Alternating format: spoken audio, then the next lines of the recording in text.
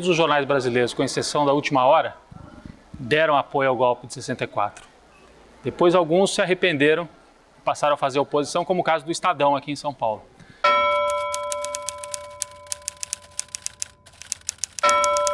Fui preso junto com meu pai. Nós dois éramos militantes de uma organização revolucionária contra a ditadura, né?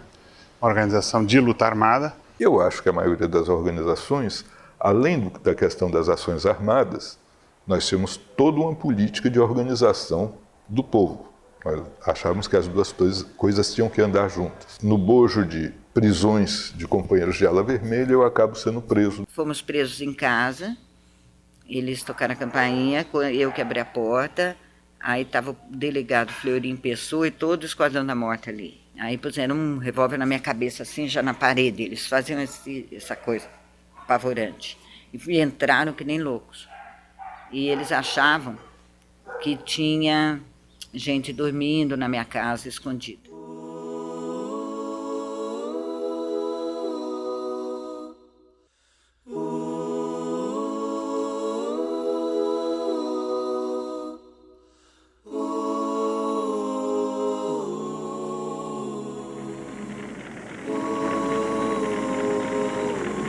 Fiquei mais ou menos 50 dias no DOPS. Nós éramos torturados muito com uma máscara. E você não via seus torturadores, quase. Tinha um torturador chamado Trali. Ele era um tarado. Aí me fez pergunta, falei, eu não vou responder. Se eu souber, eu não respondo. Vocês são bandidos. Aí, puta. E esse Trali, um dia, me beliscou inteira, atrás, nas costas, nas nádegas. Eu fiquei inteiramente roxo. A coisa foi feia. Me torturaram mais uns 2, 3 dias, não sei o que aconteceu. Aí me falaram assim, olha, morreu. Teve um delegado que chegou com um revólver dourado e ele falou assim, esse aqui tem bala cor-de-rosa, esse aqui é só para moça. Eu fui colocado no pau de arara, meu pai foi colocado na cadeira do dragão e nós ficamos lá sendo torturado o dia inteiro. Meu pai continuou sendo torturado a madrugada inteira. Minha mãe foi colocada embaixo da sala de tortura para ouvir as torturas que meu pai sofria. Pau de arara, surra, atropelamento simulado, fuzilamento simulado, surra coletiva, choque elétrico. Aí no DOPS eu entrei no pau de arara. A equipe do Fleury me pôs no pau de arara. O Fleury, o Campão, o Trali. Eles eram loucos mesmo, pessoas mais do que loucos, eram criminosos, sociopatas, psicopatas. Eu acho a tortura coletiva ainda mais doente, ainda mais terrível que a outra, porque você não fala e o cara diz, olha, a vida do seu amigo está na sua mão. Ou você fala ou eu mato. Então, era assim. E aí, apanhei muitas vezes. Muita.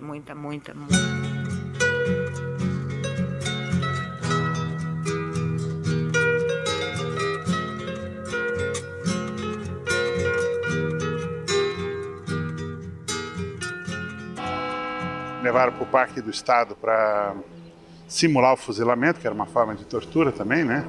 No caminho, eu pude ver na banca de jornal a notícia da morte do meu pai, estampada na capa da Folha da Tarde. Como no caso do pai do Ivan, Joaquim Sanches, foi publicado como manchete, não é, da Folha da Tarde, que ele tinha morrido e ele estava preso e vivo. E quando eu cheguei no DOI-CODE, estava lá, ele vivo ainda, quer dizer, eu sabia que ele ia ser morto.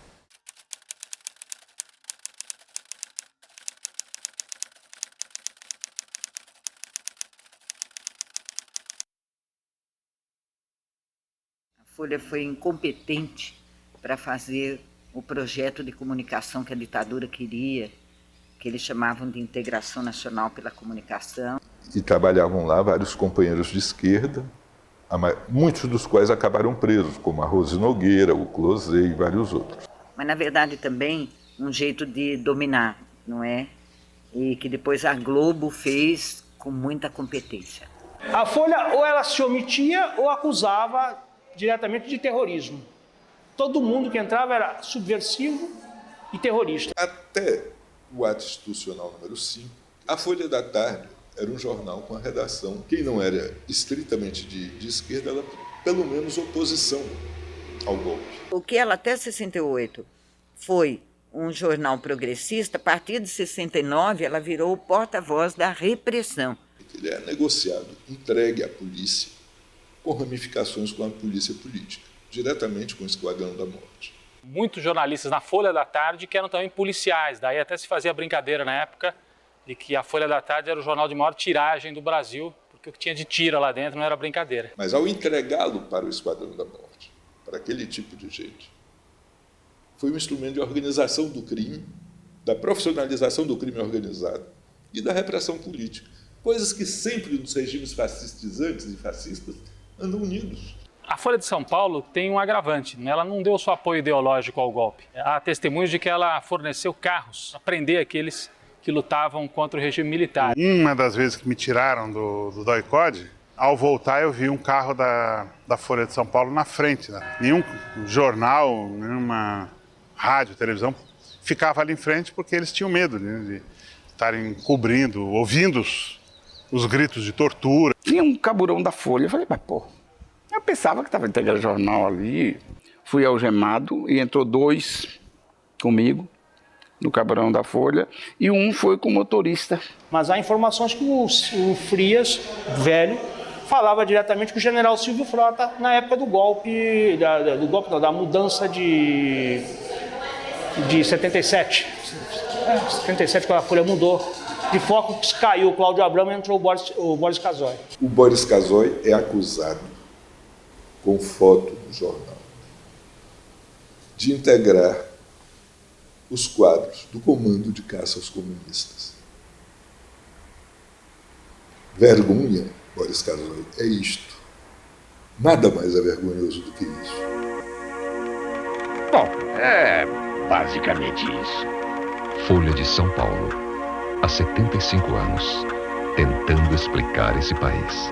Ditadura ou ditabranda? Uma polêmica esquentou o debate entre políticos e intelectuais depois que o jornal Folha de São Paulo afirmou que o regime militar do Brasil não foi tão duro assim se comparado com outras ditaduras da América do Sul. Qualquer avaliação minimamente benevolente em relação à ditadura, além de ser um grandíssimo desaforo, é um atentado aos direitos humanos. Ditabranda, aliás, é um termo cunhado pelo general Pinochet, pelo ditador assassino Pinochet, que falou que eles deveriam ter sido no Chile mais duros, que na verdade foi uma ditabranda. Em primeiro lugar, esse negócio de ditabranda não existe. Ou é ditadura ou não é nada, ou é democracia. Ou democracia popular, chame do que quiser. Isso aí é um modo da Folha escamotear o processo ditatorial que houve no país. Eu acho um desrespeito ao povo brasileiro. Não só a nós que fomos militantes, etc. Ao povo brasileiro. Aquilo é uma disfarçatez, é uma falta de respeito com o povo brasileiro, com a história do Brasil, com o Brasil. Dizer que aqui, só mataram 400 e poucos, só torturaram uns 30 mil, 50 mil, entende? Mas estão aí vivos, tal, foram para o exílio, isso foi ditabranda. O quê? Mataram só 111 no Carandiru?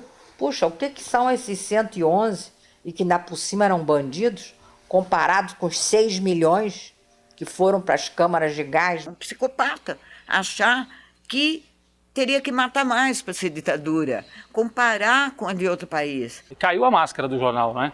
É um jornal que tem esse passado de colaboração com o regime militar, tratar desse assunto de forma leviana, como tratou, expôs o passado, né? Para os leitores e para a sociedade foi até didático, eu acho bom, porque as pessoas passam a conhecer um pouco mais sobre a história desse jornal. Como é que se compara a tortura quando você tortura uma pessoa em qualquer tempo, em qualquer momento e por qualquer razão? Quando se tortura uma pessoa, você está ofendendo a humanidade inteira. Porque a ditabranda da Folha, além das torturas, dos assassinatos, dos desaparecimentos e ocultação de cadáveres, que ela sabe muito bem que aconteceu. Nos ofende a tortura praticada pelos nazistas, nos ofende a perseguição aos judeus, a perseguição aos ciganos. Nos ofende tudo isso. Nos ofende Guantánamo, nos ofende a lei lá do Bush. Não existiu dita branda, a dita foi dura mesmo. Quem escreveu aquilo não tem nenhum sentimento de brasilidade, de Brasil, de nada, de civilização, de cidadania. Dizer que dita branda porque dormiu com a mãe dele. Eu não esperava coisa melhor da Folha, não. Então, o editorial dita branda, né, é uma afronta, né? Um jornal que tem uma história de passado, né, de colaboração com torturas, querer fazer uma reescritura da história, né, reescrever a história, é uma sem vergonhice, entendeu? Canalice. Este homem pegou uma nação destruída, recuperou sua economia e devolveu o orgulho ao seu povo. Em seus 4 primeiros anos de governo, o número de desempregados caiu de 6 milhões para 900 mil pessoas. Este homem fez o produto interno bruto crescer 102% e a renda per capita dobrar. Aumentou os lucros das empresas de 175 milhões para 5 bilhões de marcos. E reduziu uma hiperinflação a no máximo 25% ao ano. Este homem adorava música e pintura. E quando jovem, imaginava seguir a carreira artística. É possível contar um monte de mentiras, dizendo só a verdade. Por isso, é preciso tomar muito cuidado com a informação e o jornal que você recebe. Folha de São Paulo, o jornal que mais se compra e o que nunca se vende.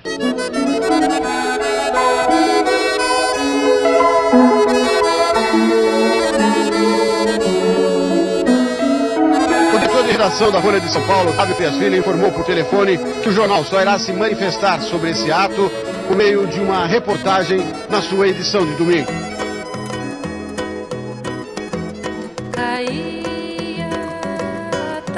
Nós precisamos conhecer a verdade, conhecendo os erros, para evitar que eles sejam repetidos. E vou lutar até o fim, para que o Brasil tenha mais justiça, mais igualdade social, que a população tenha mais direitos, acesso aos seus direitos e principalmente a um dos maiores deles, que é o direito à informação, que é com o qual nós trabalhamos. Um brilho de aluguel.